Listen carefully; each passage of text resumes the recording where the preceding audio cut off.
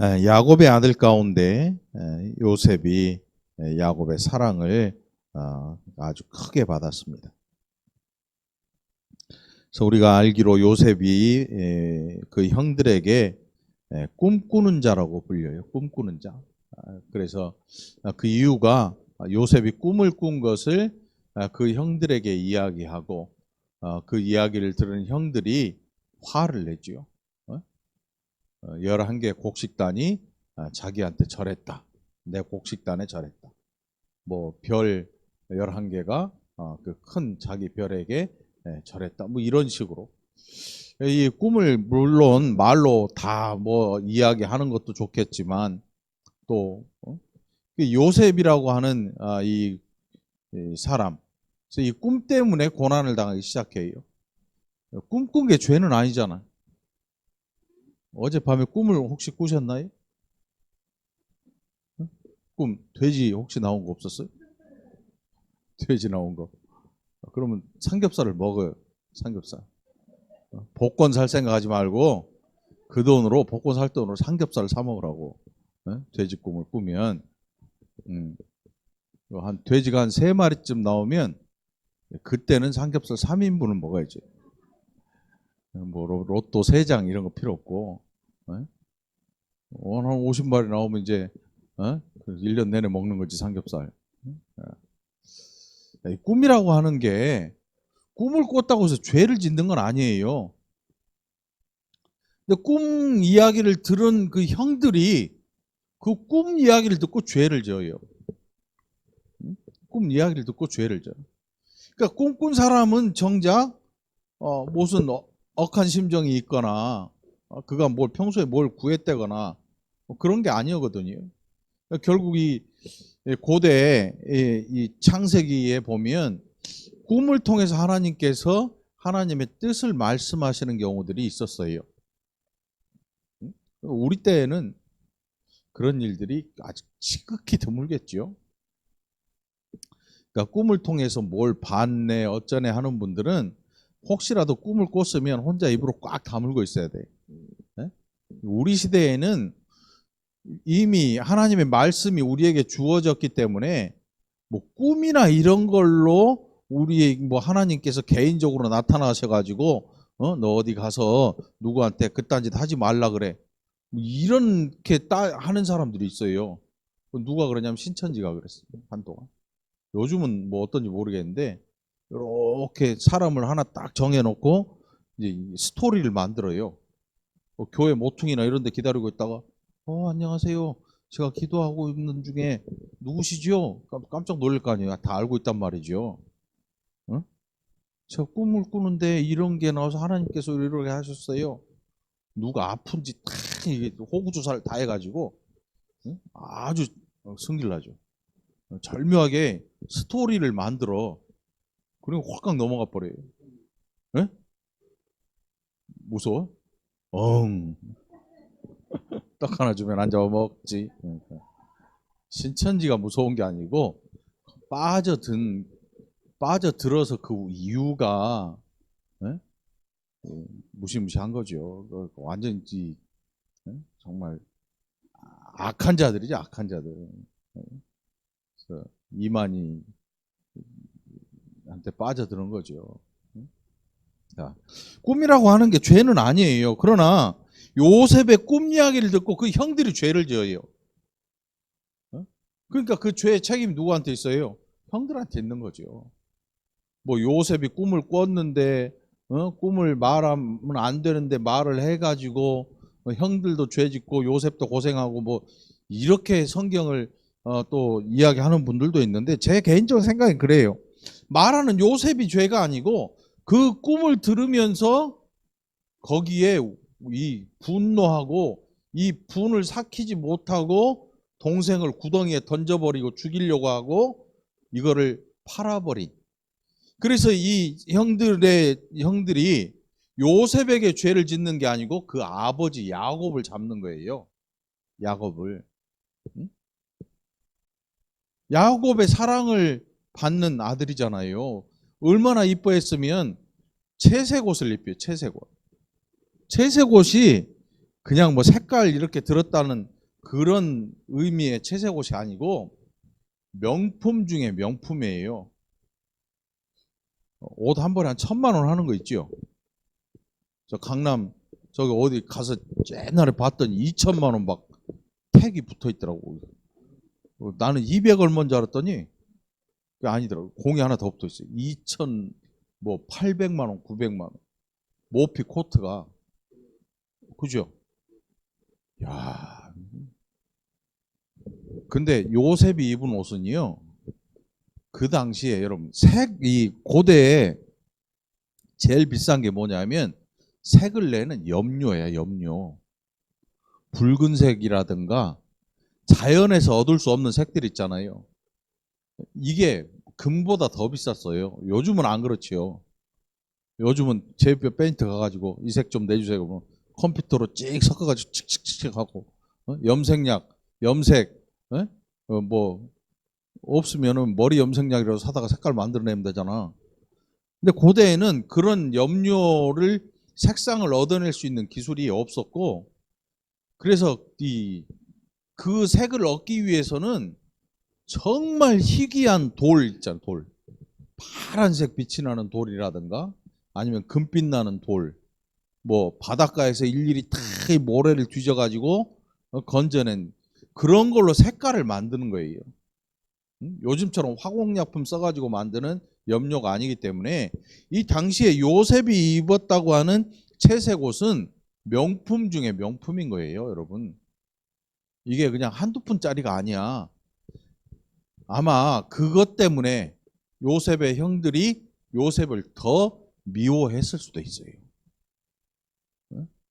막 소 한 10마리 값 주고 아버지가 어디 갔다 오시더니 옷을 한 벌 사왔는데 소 한 10마리 끌고 나가더니 맨손으로 들어오면서 옷 하나를 사오네. 그러더니 요셉한테 딱 입혀. 아들들이 아버지 소 10마리 어디 갔어요? 옷 사왔어 이걸로. 사랑받는 거 편애하는 것도 성질 나는데 옷도 비싼 거 입히니까 더 성질 날 거 아니에요. 네? 어렸을 때 클 때 여러분 그런 적 없어요? 우리 공권사님, 공희숙 권사님하고 옷 때문에 싸운 적 없어? 없어요? 이야, 네? 사이즈가 달라. 네. 사이즈가 달라도 엄마가 언니만 사주면 공희숙 권사님 성질 날 거 아니야. 왜 나는 안 사줘? 김경숙 권사님 맨날 그랬거든. 내가 봤거든. 네?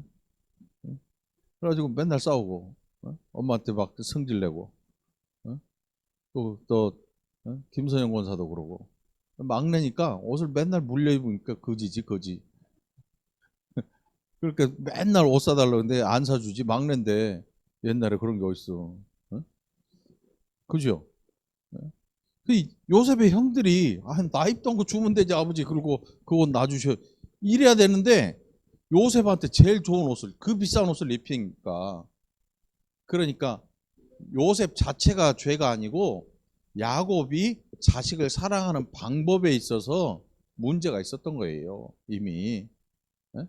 또 요셉이 누구의 아들이냐면 라헬의 아들이잖아요. 요셉이 가장 마음에 둔 여인이 누구였냐면 라헬하고 결혼하려고 그랬는데 이 그 외삼촌 라반이 라헬인 줄 알고 결혼했는데 아침에 일어났더니 레아야. 이 물을 수도 없잖아요. 눈 떠보니까 레아야. 그래서 6년을 더 봉사하기로 약속하고 라헬하고 또 결혼을 해요. 그러니까 사실은 레아는 끼어 팔기에 걸린 거지. 레아를 먼저 끼워 팔았어.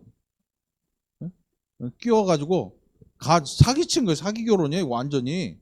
요즘 같으면 라반 구속당하지요. 끼워 파는 거야. 옛날에 그런 사람들 많았어요. 관광지 같은 데 가잖아. 속초 같은 데 가면 오징어 맛배기 오징어 있잖아. 맛배기 주는 거 얼마나 맛있는지 몰라요. 그거 먹고 사가지고 오면 쩔은 내 나고 맛이 없지. 이게 완전 사기거든요. 이게 라반이라는 사람이 이런 사람이에요.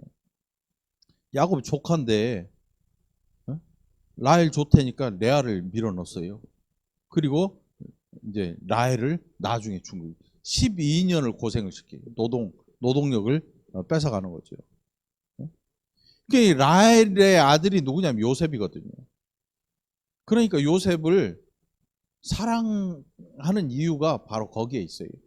라헬은 이미 죽었고 돌아오는 길에 산고로 죽어요. 이게 얼마나 애틋하겠어요. 나중에 베냐민을 낳고 죽잖아요. 라헬이. 이게 애틋하죠. 그래 요셉을 사랑하는데 형들의 마음에 안 드는 거야. 그게 채색 옷이라고 하는 게 그 어마어마한 값을 치른 옷이에요. 결국 그것 때문에 요셉의 고난이 시작돼요. 그러니까 형들이 요셉의 꿈 이야기를 듣고 요셉에게 한 행위들은 요셉에게만 고생을 시킨 게 아니고 요셉을 사랑하고 그렇게 키우고 좋아했던 야곱 그들의 아버지에게 악을 행한 일이거든요. 이게 아주 악한 일이죠. 10명이 짜고 야 이거 저 구덩이에 밀어 넣어버려 죽여버리고 저 짐승이 뜯어 먹었다 그래 죽었다 그래. 생각이라도 그냥 머릿속에 드는 생각이라도 이 정도면 죄거든요. 근데 그 일을 실제로 해요. 그러다가 저 멀리 대상들 이 광야를 지나서 장사하러 가는 미디안 장사꾼들한테 야 죽이지는 말고 팔자. 옷 벗겨가지고 비싼 옷 벗겨가지고 피 묻혀가지고 아버지 갖다 주고 요셉을 팔아버려요. 그리고 아버지한테 가가지고 이거 보세요. 이거 요셉 옷 맞죠? 이거 우리한테 오는 중에 아마 짐승이 죽인 모양이에요. 잡아먹은 모양이에요.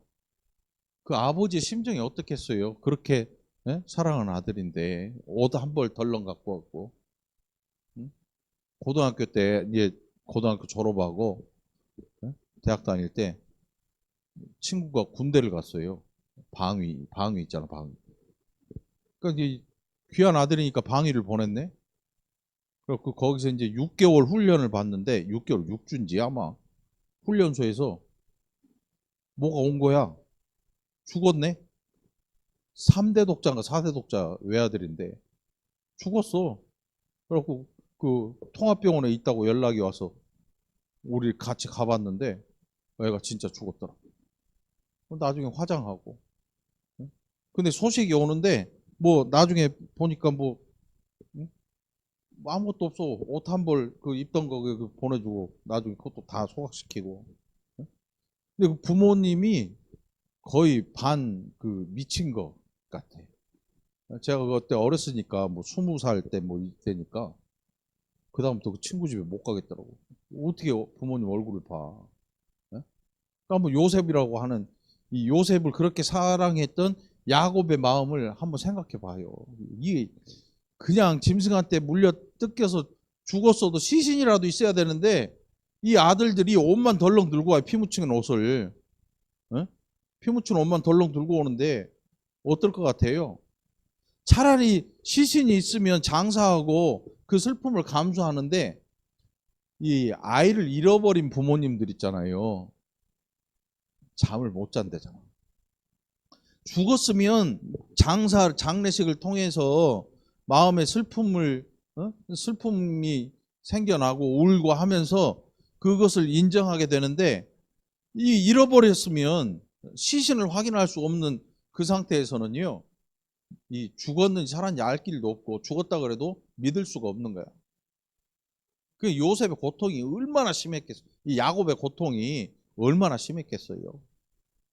그러던 중에 요셉이 오늘 이 본문에 나오는 미디안 장사꾼들의 손에서 애굽왕 바로의 이 호위대장 보디발의 집으로 팔려가게 돼요. 그게 오늘 39장의 내용이 시작되죠. 친위대장 애굽 사람 보디발이 그를 그리로 데려간 이스마엘 사람의 손에서 요셉 샀어요. 그리고 이제 거기에서부터 요셉의 어려움이 시작돼요. 어떤 사람은 요셉이 보디발의 집에 가서 형통한 자가 돼가지고 이게 잘 사는 사람이다. 여러분 아버지 집이 나아요? 종으로 팔려간 집이 나아요? 아무리 잘 먹고 잘 살아도 밥을 굶어도 아버지 집이 낫지. 종으로 팔려가서 거기서 종 중에 우두머리, 종 중에 우두머리 뭐라 그래요? 큰 종? 왕종? 그래도 종은 종이거든요. 머슴이 아무리 대장이라고 그래도 머슴이죠. 노예. 예? 우리나라 옛날 그 머슴은 세경을 받잖아, 세경. 돈을 1년에 몇 푼씩 받잖아요. 세경이라고, 세경. 그걸 받고 주인집에서 일하니까 세경 안 좀 나가면 돼. 나중에 계약 끝나면 나가면 된단 말이에요. 근데 종은 아니야, 노예는. 돈 주고 산 거잖아. 그러면 누구 거예요? 주인 거예요. 죽이든 살리든 주인 맘이야. 아버지 집이 낫겠냐고. 잘 먹고 잘 사는 종으로 팔려온 주인집이 낫겠냐고. 어? 보리밥 나눠 먹어도 아버지 집이 낫지. 왜? 거기는 자유자잖아. 응? 이게 출세가 아니에요. 이게 출세했다고 생각하면 큰 이상한 사람이에요, 이거를. 요셉 출세한 게 아니고 종으로 팔려왔는데 그 종으로 팔려온 중에 하나님께서 함께 하시는 거예요. 이유가 있어요. 왜 하나님께서 요셉이 종으로 팔려갔는데 거기에서 함께 계실까? 뭐 요셉이 어디 뭐 교회 다니면서 철야 기도를 했겠냐고. 아버지 집에서 아버지 심부름으로 광야에 가서 형제들한테 아버지 심부름 전하고 그리고 꿈 이야기하다가 이렇게 잡혀버린 건데 요셉이 주일학교 출신도 아니고 중고등부 때 뭐 학생 회장했던 이런 인물도 아니고 이거 아버지 사랑 듬뿍 받고 형들이 보기에는 왕 싸가지거든. 진짜 그렇잖아요. 저게 아버지가 사랑해 주니까 우리 형을 형으로도 안 알아보고 이거 왕 싸가지거든 이거. 어?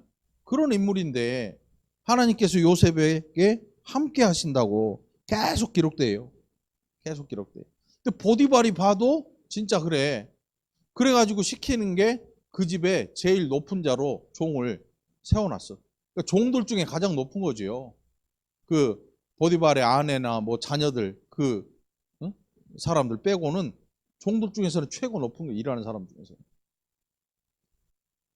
근데 하나님께서 계속 함께 하시고.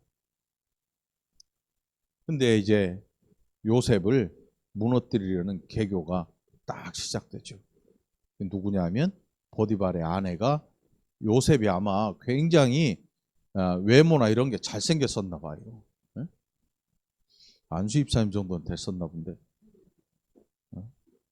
저는 배 나와서 안 되고 딱 풍채도 있고 굉장히 뛰어난 외모를 갖췄던가 봐. 그러니까 그 보디발의 아내가 요셉에게 이 유혹을 하는 거죠.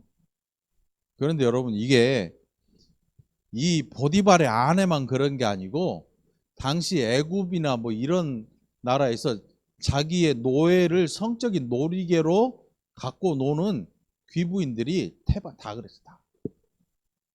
지금처럼 유전자 검사도 없잖아요. 누구 자식인지 알 길도 없는 거예요, 실제로. 그만큼 성적으로 문란한 시대가 이 애굽이라고 하는 나라고 나중에 로마도 똑같아요. 로마 또 그 중세 귀부인들 있죠. 귀부인들 데리고 다니는 그 노예들 다. 그러니까 이게 세상 역사를 이렇게 둘러보면 차마 부끄러워서 내놓지 못하는 역사들이 굉장히 많아요. 귀족 여인들이 남자 종들을 성적인 놀이개로 사용해요. 우리나라는 가부장적인 사회였고 그러니까 그 양반들이 노예인 그 여인들을 갖다가 성적인 놀이개로 삼았잖아요. 홍길동이 그 증거잖아요. 홍길동이 아버지가 노예한테서 난 자식이잖아요. 그러니까 아버지를 아버지라 못 부르고 어머 뭐라 그래요? 네. 그리고 아버지가 그러면 호부 호영을 허락하노라 그랬더니 홍길동이 싫어요. 나는 아버지를 아버지라 부르지 못하고 어머니 형을 형이라 부르지 못하고 아니 호부 호영 하려니까 그러니까 홍길동이 또 그래. 아버지를 아버지라 못 부르게 하고 형을 형이라 못 부르게 하고 이런 법이 어딨습니까? 나는 집을 떠나겠습니다. 홍길동이 아마 한자를 몰랐던 것 같아. 호부 호형을 허하노라 그러니까 아니 아버지를 아버지라 못 부르는데 형을 형이라 못 부르는데 내가 이 집에 살아서 뭐 하겠습니까 하고 나가버리잖아요. 그러니까 이게 역사 속에 보면은 정말 부끄러워서 내놓을 수 없는 역사들이요 수두룩하게 많아요. 그러니까 이 보디발의 아내가 지금 대표적으로 기록된 것 뿐이지 이 보디발의 아내만 이런 짓을 한 게 아니라고. 네? 그 당시에 모든 귀부인들이 이런 일을 하고 하고 있었어요. 네? 그러니까 시대가 그런 시대니까 그렇게 음란한 시대잖아요. 음란한 시대. 네? 음란한 시대예요. 그 가운데 그 시대에 물들지 않는 요셉을 보여주고 있는 거예요, 지금. 여러분, 사람들이 뭐라 그래요? 야, 요즘 이런 거 다 하고 살아. 왜 그래? 응? 괜찮아, 괜찮아. 그치? 그래, 알았어. 이렇게 돼. 시대를 분별할 때 말이지요. 이 하나님께서 기뻐하시느냐, 아니느냐를 가지고 판단하지 않으면요. 기준이 없기 때문에, 그래? 다 하는데 뭐 나도 괜찮겠지? 그렇게 쓸려가 버리는 거예요. 근데 요셉에게는 아버지의 사랑만 받은 게 아니고 그가 아버지로부터 들은 복음이 있단 말이에요. 신앙교육. 예? 그것 때문에 여기에서 하나님 앞에 범죄하지 않아요. 기독교인, 특별히 신앙인들이 가져야 될 모습이 뭐냐면 세상 모든 사람들이 악한 길로 간다고 해도 그게 악한 길이면 안 가야 정상인 거예요. 안 가야 정상인 거야. 안 가야 정상적인 신앙인이 되는 거예요. 그런데 많은 사람들이 안 그렇죠. 야, 니도 가고 나도 가고 다 가는데 나만 안 가면 나만 바보같이 되잖아. 가버려. 응? 신앙을 포기하는 거지. 그 요셉이 신앙을 포기하지 않아요. 이거는 요셉이 이 보디발의 아내가 무슨 그 못생겨서 그런 게 아니에요. 신앙을 포기하지 않는 거예요. 악한 일임을 아는 거예요. 뭐 하나님이 그와 함께 하시는 그게 뭐 요셉이 뭐 그것 때문에 나는 너 아니어도 잘 살 수 있어 이런 게 아니고 그가 가진 이 믿음이 하나님 보시기에 아름다운 믿음이었던 거지요.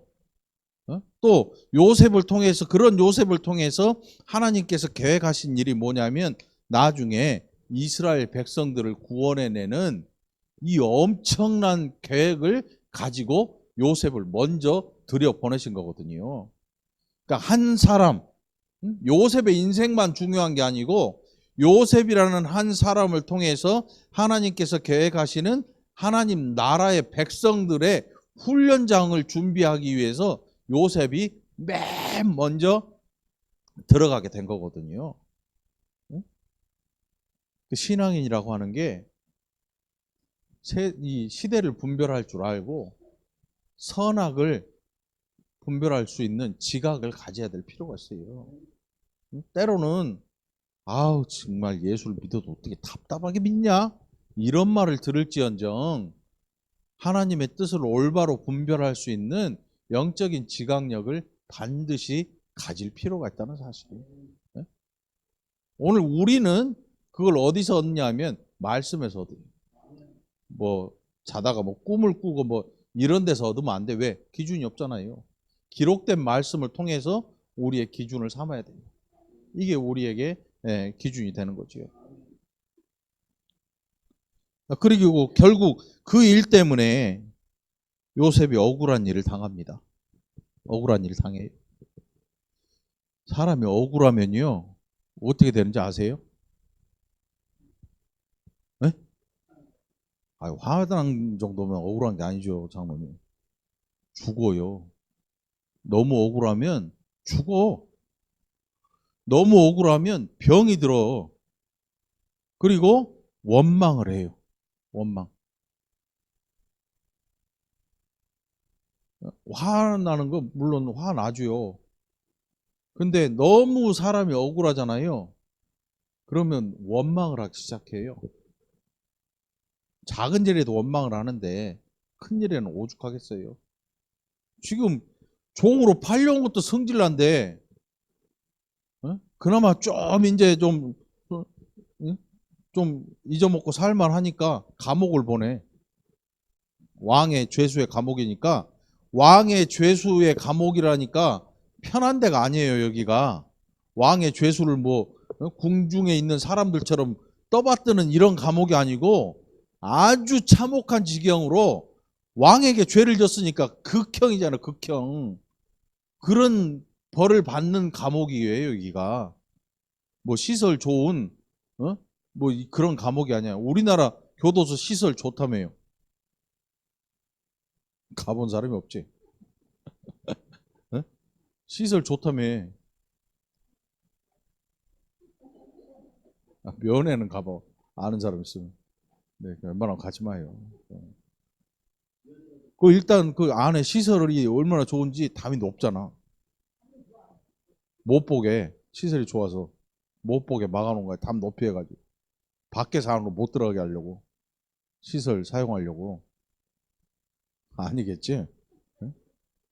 아무튼 이 요셉이 갇힌 옥은 왕의 죄수들을 가둔다니까 이 반역자들이에요. 반역자. 왕을 거역했으니까 사형수 아니면은 반역자 여기에 다 아무 때나 죽일 수 있는 그런 이 감옥이란 말이에요. 그리고 옛날 감옥들을 보면 요즘처럼 시멘트가 아니고 자연 동굴을 이 바위를 깨가지고 거기에 공간을 만들어서 도망 못 가게 쇠창살 이렇게 둘러놓고, 그러니까 지하수 터져 나오고 줄줄 나오고 어? 쥐 쥐가 득실득실하고 전염병 걸려서 죽고. 요즘 화장실 없어요 거기. 화장실 없어. 냄새는 또 어떻게 했냐고. 말할 수 없는 정말 역한 냄새를 풍기는 아주 최악의 환경이에요. 그 감옥이라고 하는 데가. 우리가 이 요셉이 옥에 갇혔다고 하니까 뭐 시멘트 발라놓은 우리나라 교도소 뭐 TV 나온 거 가끔 나오는 그런 감옥을 상상하면 안 돼.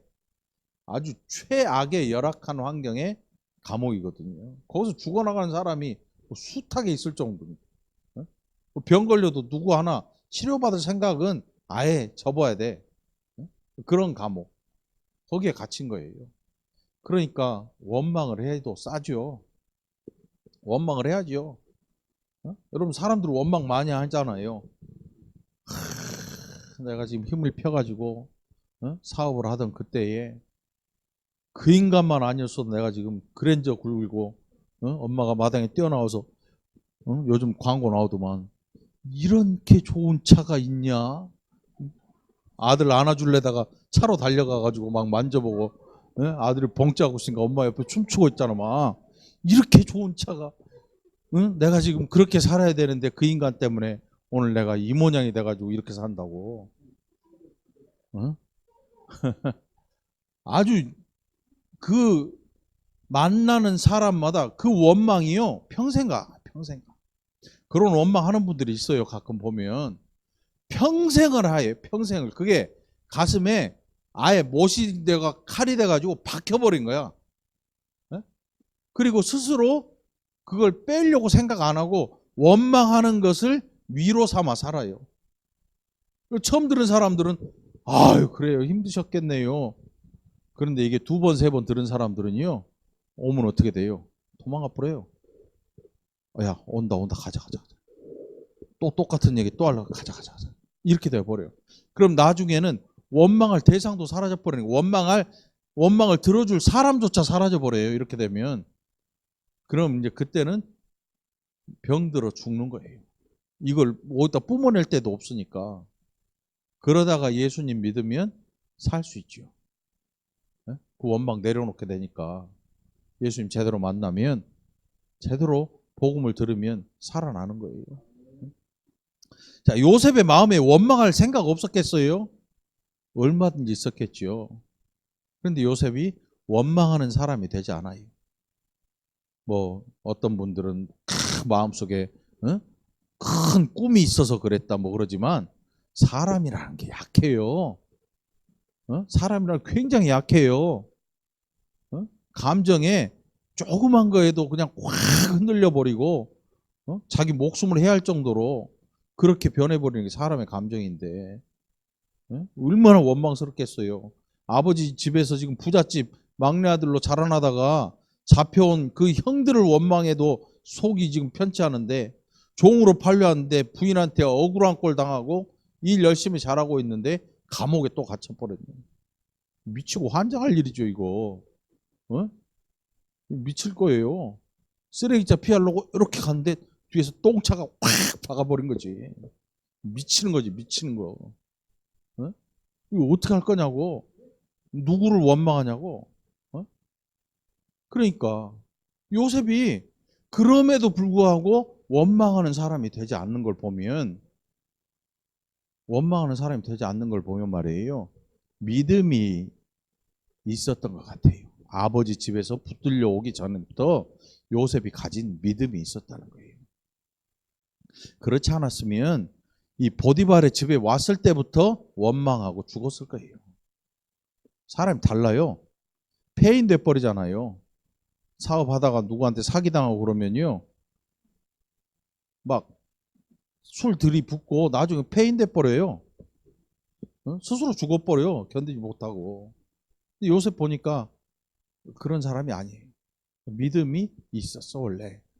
원래 그 아버지의 집에 있을 때부터 믿음이 있었고 그 믿음을 가지고 살았던 것 같아요. 그 믿음은 평소에 있는 거예요. 믿음 생활은 평소에 하는 거예요. 평소에. 그러니까 막 어떤 분들은 내가 뭐 어려움 당하면 열심히 한번 해보고 아니 어려움 당하기 전에 해야죠. 신앙생활은 평소에 하는 거예요. 평소에. 믿음은 평소에 가지고 있어야 되는 거죠. 자, 결국 감옥까지 내려가요. 그럼에도 불구하고 하나님께서 감옥에서도 요셉을 높이세요. 그러니까 사람이 제일 힘든 게 뭐냐면 내가 올라가려고 누구를 밟아대는 거예요. 내가 살아나려고 누군가를 밟아서 죽이든지 아니면 내가 진급하려고 누군가를 끄잡아 당겨가지고 내 발로 밟고 그 사람을 밟고 올라가는 이게 세상의 이치거든요. 이게 회사들 그 진급할 때 되면 무시무시해요. 진급이나 뭐 군대는 더하죠. 군대도 무시무시해요. 가만히 있는 게 아니고 숱한 그 일들이 벌어져요. 무서워요 아주. 그냥 진급 자동으로 하는 계급들이 있지만 그 이상은 이게 어디로 줄을 설 것인가, 누구에게 이 줄을 댈 것인가, 이 아주 무시무시하죠. 오늘 요셉이 결국 원망하지 않고 이걸 받아들이는 거죠. 감옥에 가니까 감옥에 가는 거예요. 포기하는 게 아니고 자기가 힘이 없고 어쩔 수 없는데 원망한 사람은 되지 말고 병든 사람 되지 말고 결국 믿음을 가지고 그 감옥을 인정하고 들어가니까 하나님께서 일하시는 거예요. 근데 우리는 그렇게 안 하지요. 가끔 거의 내가 다 때려 부셔버리고 할 일 다 해놓고 하나님한테 하나님 이제 어떻게 하실랍니까? 이렇게 따지거든요. 이렇게 하면 안 되죠. 왜? 내가 망하니까. 남도 망해요 그러면. 다음 주에 살펴보도록 하겠습니다. 이 한 주도 또 하나님 은혜를 사모하고 또 이 은혜를 또 여러분의 삶에서 누려보고 또 이 은혜로 세상 속에서 또 힘을 내서 살아가게 되기를 간절히 축원합니다. 기도합시다. 하나님 아버지 감사합니다. 우리가 얼마나 약한지 얼마나 원망을 잘하는지 그러나 요셉의 삶을 통해서 원망하지 않는 자, 또 믿음을 저버리지 않는 자, 세상과 타협하지 않는 자가 되는 요셉을 또 발견합니다. 우리도 이런 삶을 살게 하시고 요셉보다 더 많은 고난이 있을지라도 꺾이지 아니하고 믿음을 잘 지켜내는 복된 자들 되게 해 주옵소서. 감사드리옵고 예수님 이름으로 간절히 기도합나이다. 아멘.